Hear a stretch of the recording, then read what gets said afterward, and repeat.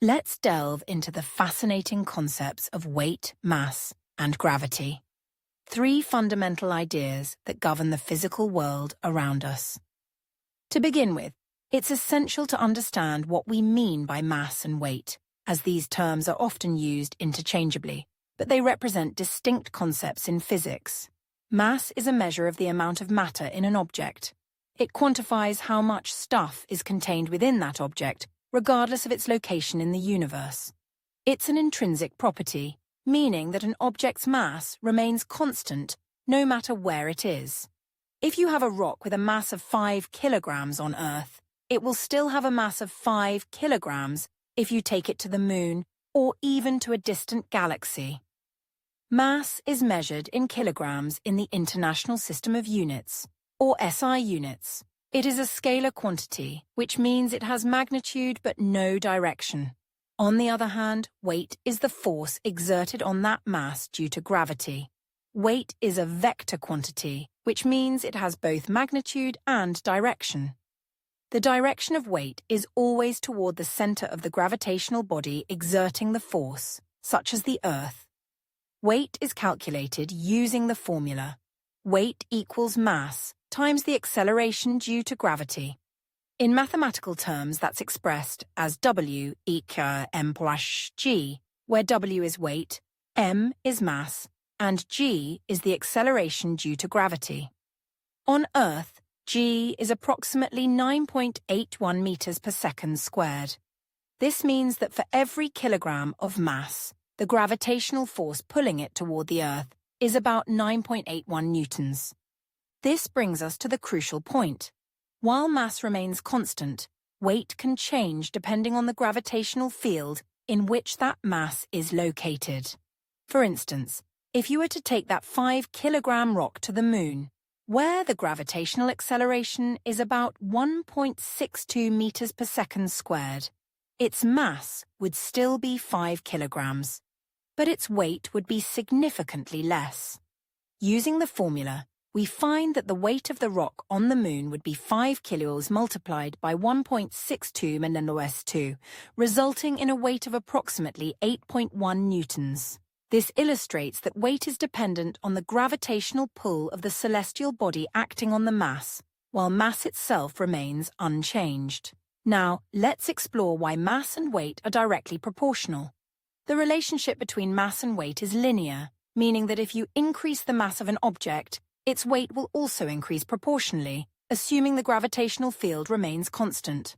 For example, if you double the mass of an object from 5 kilograms to 10 kilograms on Earth, its weight will also double. The weight of the 10-kilogram object would be 10 kilograms multiplied by 9.81 2, resulting in a weight of approximately 98.1 newtons. This direct proportionality stems from the fact that weight is essentially the result of gravitational acceleration acting on mass. Since the acceleration due to gravity is a constant value on Earth, the relationship between mass and weight remains straightforward. If you were to plot mass on one axis and weight on another, you would see a straight line passing through the origin, indicating that as one quantity increases, so does the other at a constant rate. However, while weight and mass are directly proportional, it's crucial to recognize the contexts in which they apply. In everyday life, we often refer to weight when discussing how heavy something feels or how much force it exerts under the influence of gravity. When you step on a scale, it measures your weight, which is the force your body exerts due to gravity.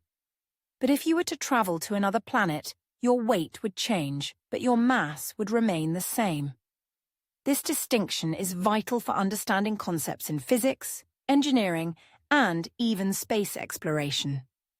Gravity itself is the force of attraction between two masses.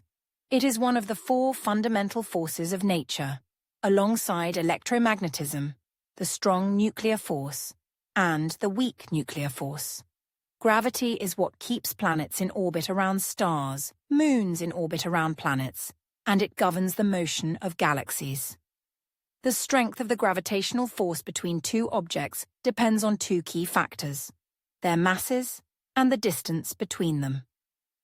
According to Newton's law of universal gravitation, the force of gravity can be calculated using the formula F(x)g, m1, m2, r2, where F is the gravitational force, g is the gravitational constant, m1 and m2 are the masses of the two objects, and r is the distance between their centers.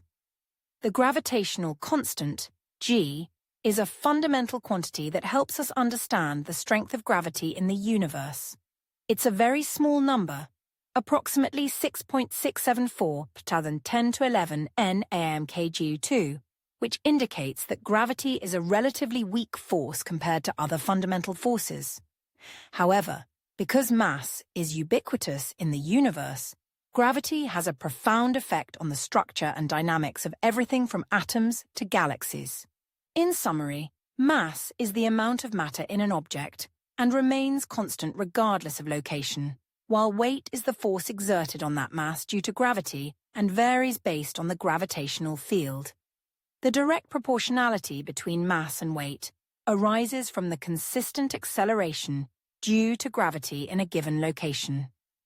Understanding these concepts is essential for grasping the fundamental principles of physics and our universe. Whether we are calculating the weight of an object on Earth or contemplating the forces that govern celestial bodies, the interplay between mass, weight, and gravity remains a cornerstone of scientific inquiry and understanding.